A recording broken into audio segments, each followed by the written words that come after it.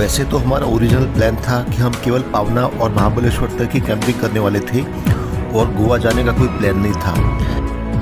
लेकिन केवल 7 ही दिनों में आपसी प्रेम भाव इतना बढ़ गया इंडियन ओवरलैंड्स फैमिली के बीच कि हम लोग मजबूरन खींचे चले आए और अनप्लान गोवा की तरफ चल पड़े।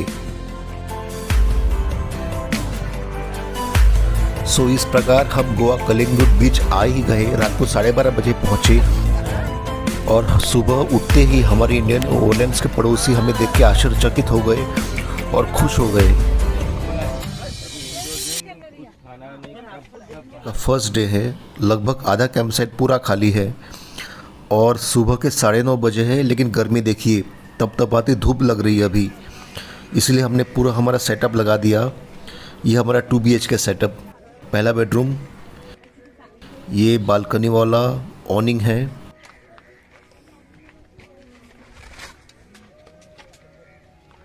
ये हमारा किचन और हमारा जो रूफटॉप टेंट बेडरूम है वो टॉप फ्लोर पे है।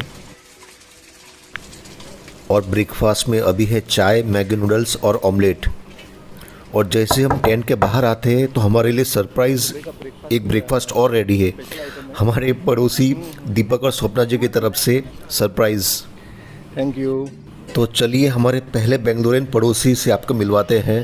दीपक, और क्या बोलूं मैडम? और मैं इसकी बेटर हाफ स्वप्ना। अच्छा, हम लोग और बेंगलोर से हैं एंड हम लोग कल जा रहे हैं वापस और मुंबई कभी आए? मुंबई आया था ऑफिशियल आता रहता हूँ, मतलब ऑफिशियली। अच्छा, वैसा सुबह आए अगले दिन वापस नहीं, अपना नेमत लेके आए हो क्या? नहीं नहीं तो हम गाड़ी लेके नहीं, अब हमारे पास घर है वहाँ। हाँ, हाँ, अब हम सोच आइए, सकते आइए। हैं आने का। जैसे आप लोग बैंगलोर आओ तो याद रखो हमारा तो कश्मीर में घर हो गया है। वही तो कह रहे हैं, अब तो मतलब हमारा हर शहर में एक ही अपना जगह घर अगर है। केरला में इसका तो दिन रात इसी में लगा है। ऐसे आते हैं फिर किसी और का दिखता है, अरे यार मैंने गाड़ी ली, ऐसे ही सेकंड हैंड गाड़ी ली। अब इतनी कड़ाके की धूप में ये कपल आशिकी 3 के पोस्टर की शूटिंग कर रहा है लगता है।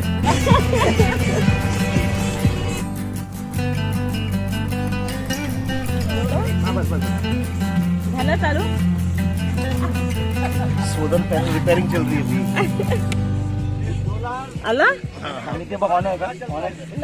ऐसा कबूल हो भाई। बीच पे जा रहे हो?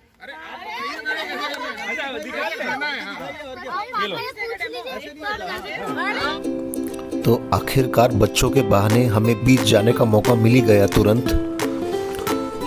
और ये हमारा सीक्रेट पाथ है कैंप साइट और बीच के बीच में।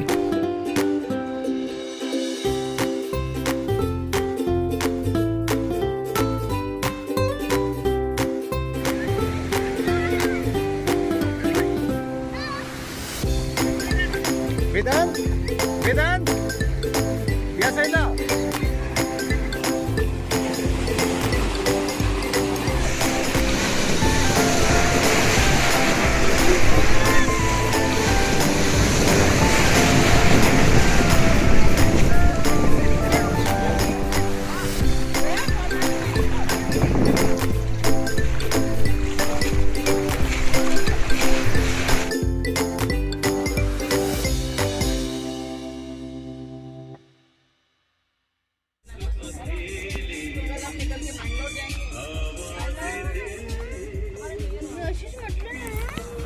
आज हमारी तरफ से स्पेशल स्पाइसी चिकन करी और राइस बन रहा है यहाँ सबके लिए।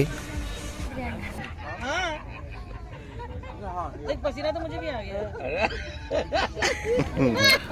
और ऐसी स्पाइसी करी बनी है कि खाके ही चेहरे का रंग तुरंत लाल हो जाता है।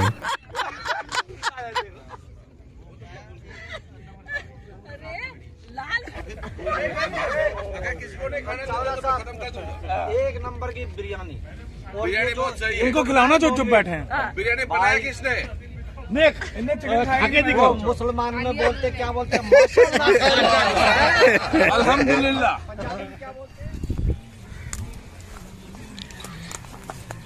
तो आंटी जी भी बीच में नहाएंगी अभी? Very good, very good. आपको एतराज नहीं ना सर, आपको शूट कर रहा हूँ तो? बहुत एतराज है, मैं कुछ बोल नहीं पा रहा इतनी देर से।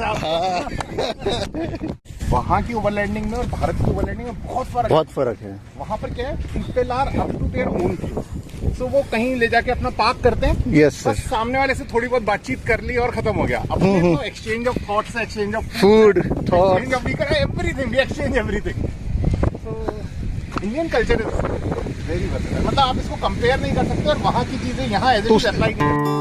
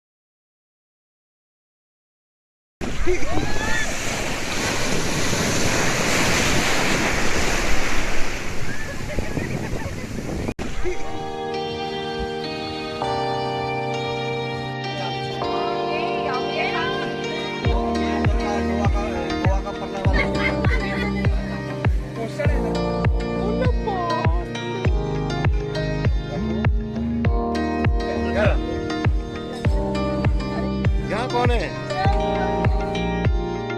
वेटिंग लिस्ट इसका ही है।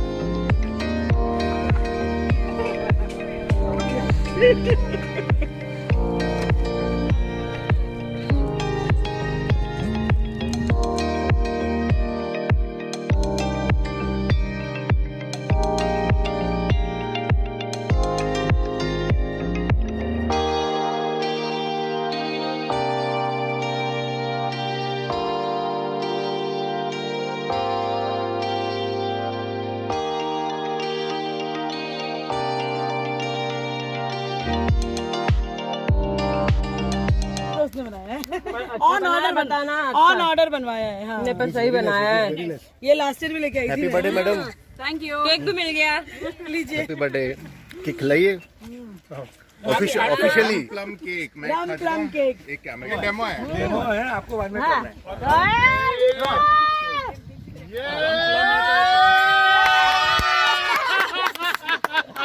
अभी हो गया डेमो, अभी एक्चुअल। अब इधर रखिए। Birthday girl. देखो उन्होंने छोटा पीस ही लिया है।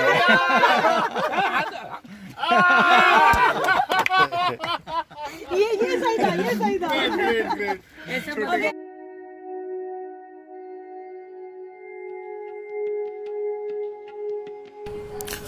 और इस प्रकार गोवा के हमारे पहले पड़ोसी के जाने का वक्त आ गया है।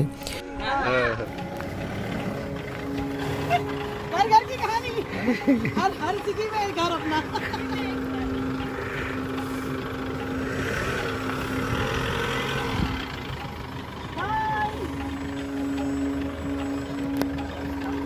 Bye bye.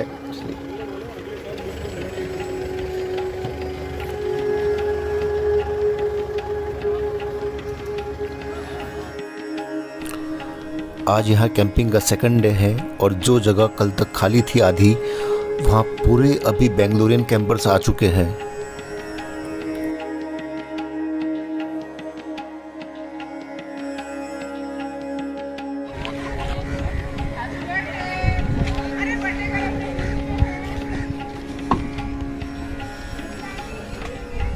क्या ब्रेकफास्ट में आज? क्या है ब्रेकफास्ट में? चाय से ऊपर नहीं आ पा रहे हैं।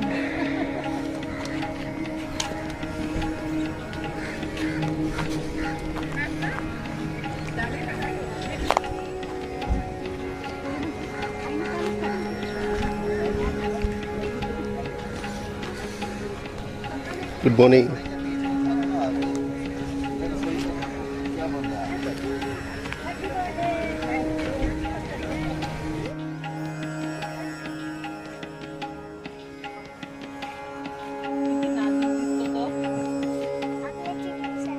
हाँ, चिमनी सरकार।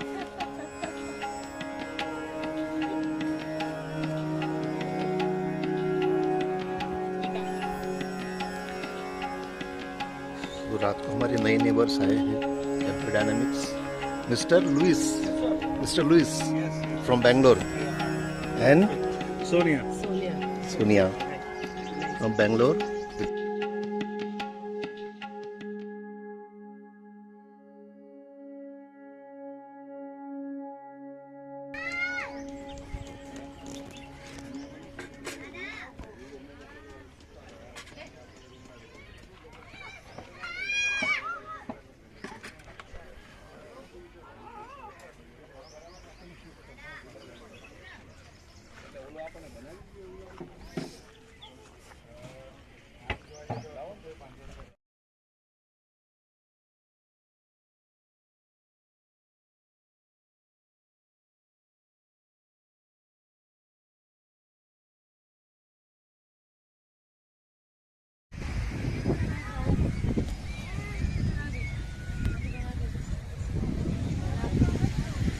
कौन मुझे नहीं वो जो खुल के नहाए थे। अच्छा याद आ गया।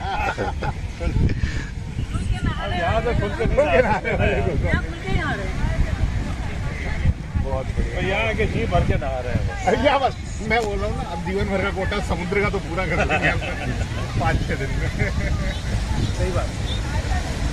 लेकिन धीरे धीरे सूख भी गए और सूख भी जाते हैं। फिर कुछ 4:30 बजे हम लोग वापस आके पानी में अब फ्रेश वाटर से नहाएंगे। अभी मौसम बहुत अच्छा है, तो वहाँ बैठ के भी गर्मी लगी नहीं बिल्कुल। आज गर्मी उसी से पर यहाँ आने लगे।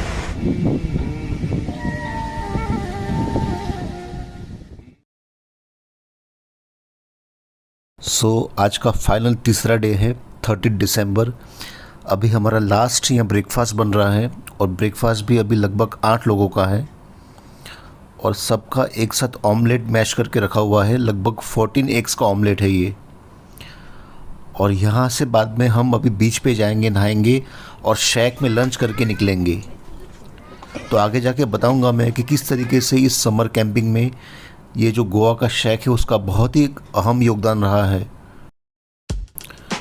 और एक बड़ा ही कठोर सत्य हमें पता चला है इस Indian Woodlands community camp site में कि चाहे कौन सा भी रूफटॉप टेंट हो, चाहे इंडियन हो, इंपोर्टेड हो, कितना भी सोफिस्टिकेटेड हो, लेकिन सभी को जब हम बंद करते हैं तो लाठी और काठी से इस तरीके से कैनवास को धकेलना पड़ता है और इससे आपको छुटकारा नहीं है।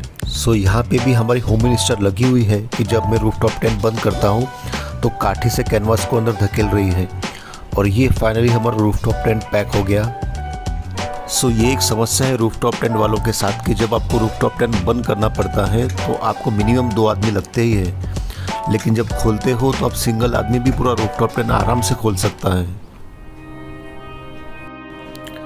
हमारे जाने के तैयारी की वजह से यहाँ के 5-6 बेंगलुरियन फैमिलीज़ की मुश्किलें बढ़ गई, क्योंकि एक चीज़ थी हमारे पास, मेरे भाई का बना हुआ 100 metre do it yourself extension 100 metre वाला।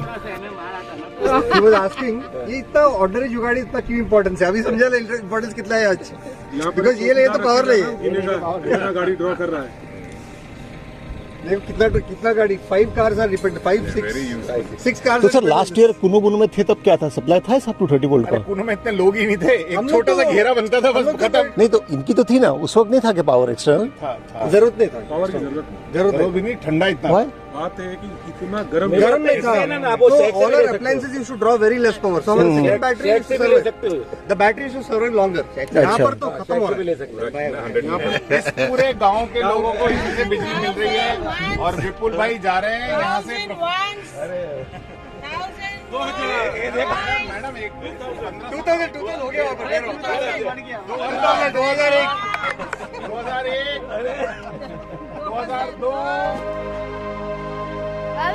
हो जा।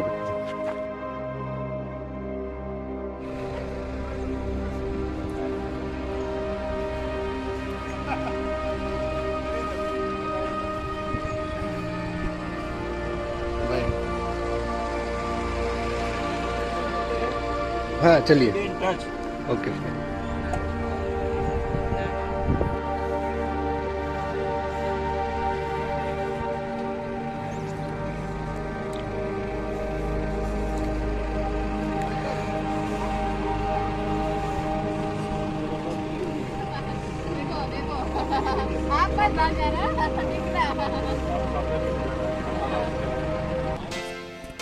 तो फाइनली अभी टाइम आ जाता है कि हम मिस्टर लाजारो सिल्वरा को धन्यवाद करें और उनका थैंक्स गिविंग करें, क्योंकि ये इनका शेक है ला मारिया। इंडिया ओरलैंड्स के सभी 18 फैमिलीज़ ने इस हॉट समर कैंप वाले माहौल में इस शेक के ज़रिए बीच कैंपिंग के बेहतरीन पल गुजारे। समुंदर के लहरों और ठंडी हवा का आनंद लेना, शेक के बैकग्राउंड म्यूज़िक के बीच सभी कैंपर्स गप्पे हाँकते हाँकते लंच और बियर का आनंद लेते लेते कैंप साइट की धूप से बचते बचते लगभग इस शेक की छाव में 6 से 8 घंटे यहाँ पर बैठ के गुजारना। और ये शेक का किचन देखिए। इस शेक की ये भी खासियत रही है कि खास करके जो लेडीज़ कैंपर्स हैं उन्होंने यहाँ काफ़ी रिलैक्स माहौल में एंजॉयमेंट किया, क्योंकि पावना और महाबलेश्वर बहुत ही एक्जोटिक और रिमोट लोकेशंस थे। वहाँ हमें खाना हमेशा खुद ही बनाना पड़ता था, लेकिन चूंकि यहाँ शेक था, गर्मी से बचने के लिए लंच यहीं ऑर्डर कर देते थे और पूरी फैमिलीज बीच पर रिलैक्स लंच करती थी। और ये है इस शेक की सबसे इम्पोर्टेंट लग्जरी, यहाँ का open air bathroom with fresh water tank. क्योंकि अगर आप समुद्र में 3-4 बार दिन में नहाते हो तो हर बार मिट्टी रेत आपके सिर में चली जाती है, शॉर्ट्स में चली जाती है, तो हर बार नहाना पड़ता है। तो इस शेक के बाथरूम की वजह से हमें हमारे कैंप साइट के बाथरूम में जाना ही नहीं पड़ता था। शॉर्टकट यहाँ ले लिए, इस बाथरूम में नहा लिए, दोबारा यहीं बैठे, यहीं एंजॉय किया और समुंदर पे चले गए। तो अगर ये बीच बाथरूम का सुख हमें नहीं मिलता तो हमें हर बार सभी ओरलैंडो फैमिलीज़ को बार बार अपने कैंप साइट पर जाना पड़ता, दिन में 3 बार फ्रेश वाटर से बाथ लेके यहाँ आना पड़ता। तो ये बहुत ही इंपॉर्टेंट शॉर्टकट लग्जरी थी हमारे लिए।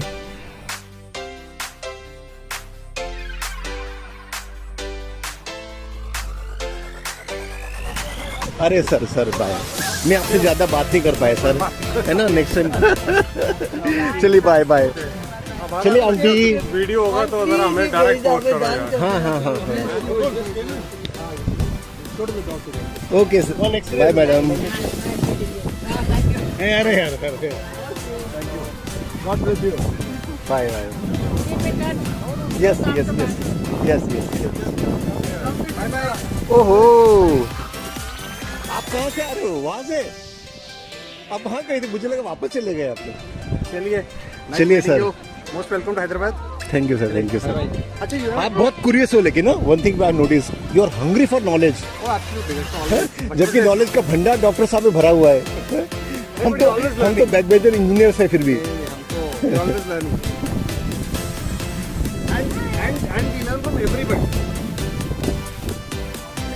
मिलेंगे आपको।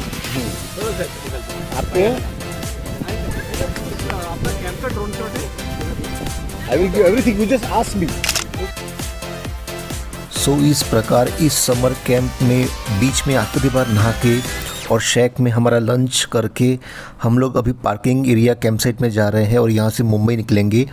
और शायद ये मेरी लाइफ का पहला एकलौता ऐसा कैंप साइट रहा होगा जिसका कोई नेचुरल डायरेक्ट अट्रैक्टिव व्यू नहीं है, लेकिन फिर भी एक इतनी स्पेशल जगह बना के रखी मेमोरीज़ में इसने।